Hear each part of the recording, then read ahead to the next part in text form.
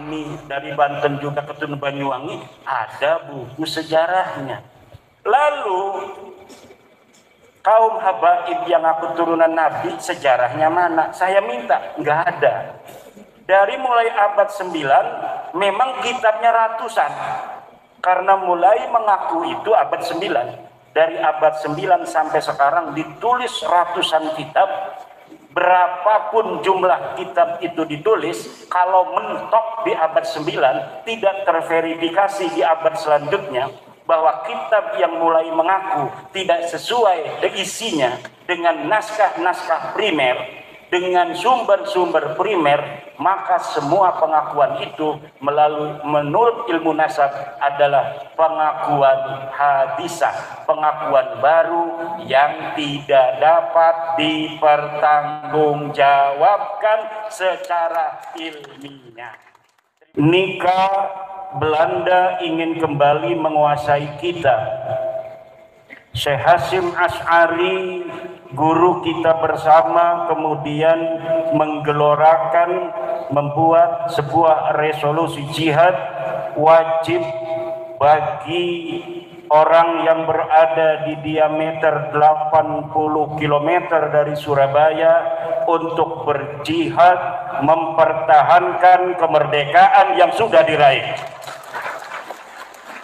Tidak boleh bangsa lain setelah diproklamasikan kemerdekaan oleh bangsa Indonesia untuk kembali mencaplok bangsa dan negara kita.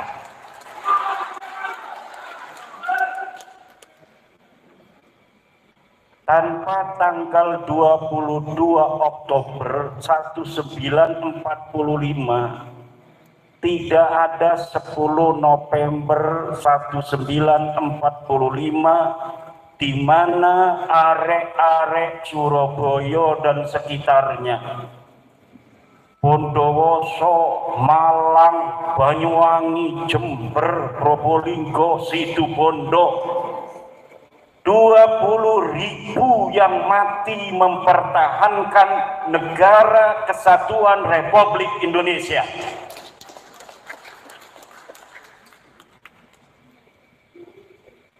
Mbah Hasyim Asy'ari patut menjadi contoh bagaimana seorang ulama mencintai tanah airnya. Dan hari ini yang kumpul di sini adalah para santri-santri Mbah Hasyim Asy'ari yang mencintai negeri Indonesia ini sama seperti mencintai dirinya.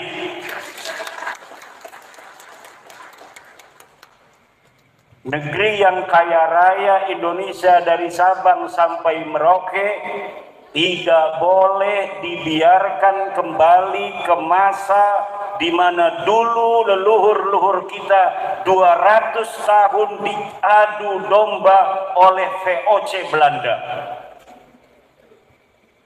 10 tahun kita dijajah oleh Perancis Belanda, 5 tahun kita dijajah oleh Inggris Belanda, 124 tahun dijajah oleh Belanda sendiri, 2,5 tahun kemudian dijajah oleh Jepang. Kemerdekaan yang kemudian kita raih dengan nyawa para pahlawan ini, di mana kemerdekaan Republik Indonesia bukanlah hadiah dari Jepang, bukan hadiah melalui perundingan, tetapi kemerdekaan yang diraih oleh darah para tentara Republik Indonesia. Oleh karena itu, cinta tanah air ini merefleksi kepada kita yang hadir hari ini, di mana kita mencintai negara kesatuan Republik Indonesia ini seluruhnya, dari tanahnya, dari airnya, dari udaranya, dari apa yang ada di dalam tanahnya, dari peradabannya, dari sejarahnya, dari kemanusiaan yang adil dan beradab. Tidak boleh di Indonesia ini ada orang yang paling merasa berjasa terhadap Indonesia di atas yang lainnya. Kita suku bangsa yang banyak dari Sabang sampai Merauke. Agama kita 6 agama, kebudayaan kita berbeda-beda, tapi kita satu bangsa Indonesia yang harus bersatu menghadapi segala macam tantangan dan rintangan untuk menggapai kesejahteraan umum, peradaban dunia, dan kecerdasan bagi anak-anak kita. Oleh karena itu, ketika ada orang-orang yang bukan berasal dari bangsa Indonesia merasa dirinya lebih tinggi di atas bangsa Indonesia yang telah mengorbankan nyawanya, darahnya, keringatnya, hartanya, maka ini kita tidak boleh biarkan. Kita harus luruskan kembali kesejarahan.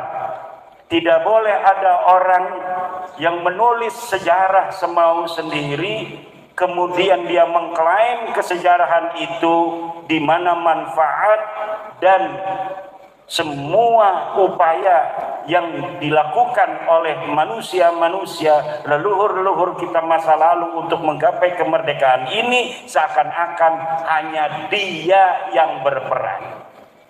Ini yang harus kita berikan dulu agar kita mengerti bahwa bab nasab itu tidak hanya berkaitan dengan nasab sebuah klan tertentu, tetapi juga berkaitan dengan bagaimana bangsa Indonesia menjaga dan mencintai sejarah dan peradabannya.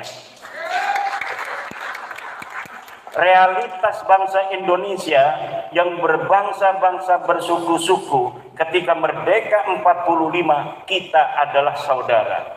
Berbedanya agama, suku bangsa, ada orang Sunda, ada orang Jawa, ada orang Bali, ada orang Kalimantan, ada orang Aceh. Semuanya di mata NKRI adalah sama, di mata Pancasila adalah sama, mempunyai hak dan kewajiban yang sama sebagai bangsa di dalam negara kesatuan Republik Indonesia. Setuju? Setuju? Siapa kita? Indonesia. Siapa kita? Siapa kita? Indonesia. NKRI. Pancasila. Nusantara. Milik kita. Nusantara. Milik kita. Nusantara. Milik kita. Nusantara. Milik kita.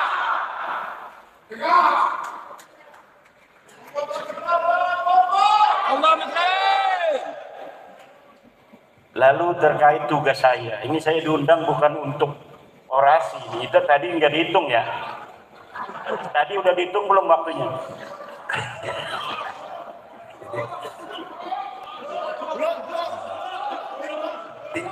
Tingkat kecerdasannya memang lebih tinggi sehingga dihitung nggak? Jadi saya susah jawabnya. Karena kan saya diberi tugasnya untuk membahas nasab, tapi saya belum kan, belum bahas nasab. Jadi kasih waktu lagi sebentar. Tepuk tangan untuk moderator.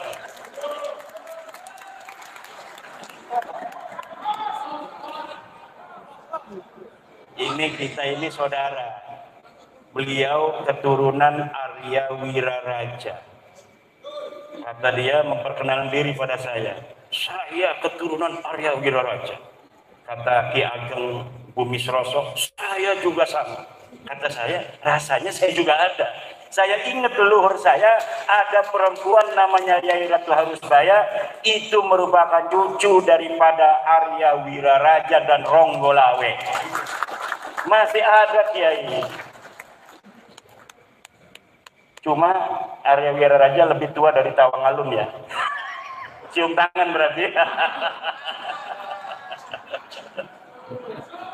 Karena Tawangalun cucu dari Arya Wiraraja kan ya. Ini di bawah saya, Ki. Ya. Cium tangan dulu tuh. Ya.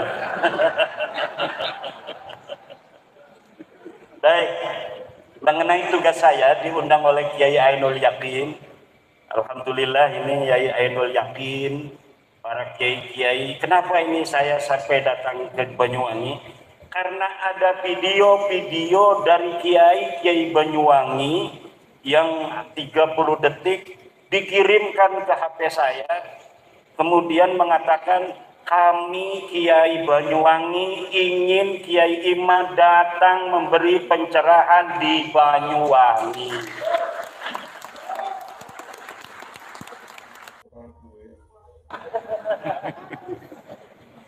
Jadi ada sebuah klan yang mengaku dirinya sebagai keturunan Nabi. Ini masalahnya kan? Saya suruh ngomong itu ya. Jadi kalau saya ngomong bukan saya mau ya, tapi saya disuruh oleh moderator untuk ngomong itu. Setuju? Ada klan mengaku sebagai keturunan Nabi. Aneh turunan Nabi. Nah, pengakuan keturunan Nabi itu namanya al-khabar. Khabar itu mahtamala sidqa wal kadhiba. Sesuatu yang mungkin saja benar, mungkin saja salah. Bagaimana untuk mengetahui apakah dia benar ataukah salah? Tidak ada jalan lagi selain kita memverifikasi kebenarannya. Dari mana kita mengetahui cara piranti yang harus kita gunakan untuk mengetahui kebenaran sebuah pengakuan, sebuah klaim bahwa dirinya sebagai keturunan Nabi besar Muhammad sallallahu alaihi wasallam. Untungnya khusus untuk keturunan baginda Nabi itu setiap abad ditulis keturunan-keturunan Nabi. Dari mulai abad ketiga Hijriah sudah ada yang menulis tentang nasab. Dari abad keempat sudah ada yang menulis tentang nasab. Nasab daripada keturunan Nabi besar Muhammad. Kitab Abnaul Imam fi Misra wasyam dikarang 199 Hijriah. Sekarang ini 1446 Hijriah. Kitab Abnaul Imam fi Misra wasyam itu dikarang oleh Toba-Toba mengenai siapa keturunan Nabi itu sejak tahun 199 Hijriah. Kemudian saya menemukan kitab yang dikarang abad keempat Hijriah, namanya Siri Silsilatil Alawiyah. Kemudian di abad kelima Hijriah itu banyak sekali kitab, di antaranya Tahdhibul Ansab, Muntaqilah At-Talibiyah, Al-Majdi. Di abad ke-6 kemudian ada As-Syajarah Al-Mubarakah. Kemudian di abad selanjutnya ada Al-Aqili, ada Al-Fahri, ada As-Sabatul Musal. Di abad ke-8, abad ke-9 ada Umdatul Talib Al-Kubra, Umdatul Talib As-Sughra, Umdatul Talib Al-Wusta. Di abad 10 ada An-Nafah Al-Ambariyah, ada kemudian kitab Tuhfatul Talib dan lain sebagainya. Setiap generasi itu keturunan Nabi Nah, untuk memverifikasi sebuah klaim benar atau tidak dia turunan Nabi sangat mudah. Kita kumpulkan kitabnya dari satu abad per abad sampai hari ini. Kemudian kita urut silsilah mereka dari mereka sampai ke Nabi Muhammad, lalu kita verifikasi di kitab-kitab yang ada setiap masa itu. Ternyata pengakuan klan Habib Ba'alawi di Indonesia ini mentok di abad ke-9 Hijriah, tidak dicatat lagi, terputus, tidak nyampe kepada baginda Nabi besar Muhammad sallallahu alaihi wasallam. Ini adalah verifikasi saintifik yang bisa dipertanggungjawabkan secara ilmiah. Bukan karena hasud, bukan karena iri, apalagi karena benci, apalagi karena ingin membuat pecah belah umat. Kenapa kita wajib untuk memberitahu kepada orang Islam? Karena pengakuan sebagai keturunan Nabi Muhammad itu memiliki konsekuensi teologis, memiliki hubungan dengan masalah akidah, memiliki hubungan dengan masalah syariah, memiliki hubungan dengan masalah akhlak.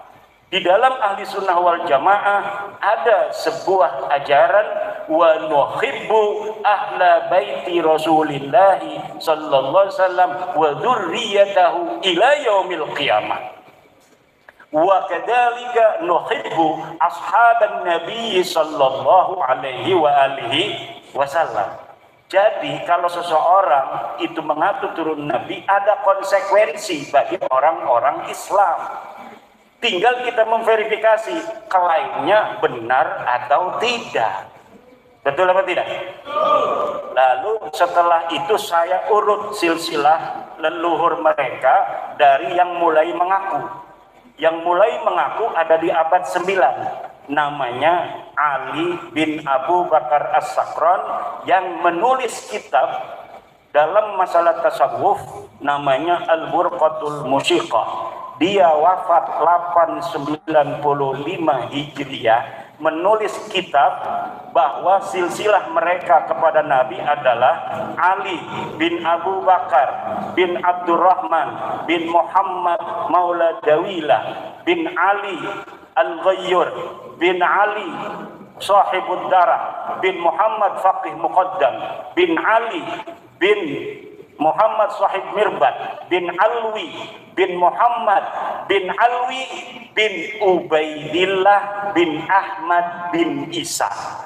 Ini Ahmad bin Isa terverifikasi sebagai keturunan Nabi. Dan setelah saya lihat Ahmad bin Isa terverifikasi di dalam kitab nasab sebagai keturunan Nabi, saya lihat anaknya ada berapa? Anaknya cuma ada 3. Muhammad, Ali, dan Husain. Tidak punya anak namanya Ubaid. Maka karena di dalam kitab-kitab nasab yang sudah dicatat, tidak ada satu kitab nasab pun yang mengatakan bahwa Ahmad bin Isa punya anak Ubaid, maka pengakuan ini Ahmad bin Isa adalah di tahun 345 Hijriah. Diakunya setelah 550 tahun, tahun 895 Hijriah. Ada keterputusan historis selama 550 tahun. Tidak terverifikasi pengakuan Ali As-Sakran di abad ke-9 itu yang mengatakan dia keturunan Nabi melalui seseorang yang bernama Ubaid bin Ahmad bin Isa. Kenapa? Karena terverifikasi, tervalidasi bahwa Ahmad bin Isa sama sekali tidak punya anak namanya Ubaid. Dengan begitu, maka secara ilmu nasab, nasab para habaib di Indonesia ini adalah nasabun batilun, mardudun, maudu'un, munqati'un. Nasab yang tidak dapat disahkan melalui ilmu nasab, nasab yang terputus historisnya melalui ilmu sejarah, dan nasab palsu di dalam derajat kesahihan nasab. Tidak bisa ditolong lagi. Lah kesing bisa nolong. Pokoknya nasab iki wis dudu nasab putune Nabi. Lamun putune Nabi sing asli, iku setiap masa terverifikasi di dalam kitab-kitab masing-masing. Misalkan iki putune Tawangalun, di dalam kitabnya ono, iki putune Tawangalun. Tawangalun putune wong Agung Wilis ya. Apa kebalik? Oh, Agung Wilis adalah cucu dari Tawangalun, Tawangalun Wiraraja. Itu ada di sejarahnya. Kenapa tuh bagus bahwa kita bisa mengatakan bahwa kami dari Banten juga keturunan Banyuwangi, ada buku sejarahnya. Lalu kaum habaib yang aku turunan Nabi, sejarahnya mana? Saya minta, nggak ada. Dari mulai abad 9, memang kitabnya ratusan. Karena mulai mengaku itu abad 9. Dari abad 9 sampai sekarang ditulis ratusan kitab. Berapapun jumlah kitab itu ditulis, kalau mentok di abad 9, tidak terverifikasi di abad selanjutnya, bahwa kitab yang mulai mengaku tidak sesuai isinya dengan naskah-naskah primer, dengan sumber-sumber primer, maka semua pengakuan itu menurut ilmu nasab adalah pengakuan hadisah, pengakuan baru yang tidak dapat dipertanggungjawabkan secara ilmiah.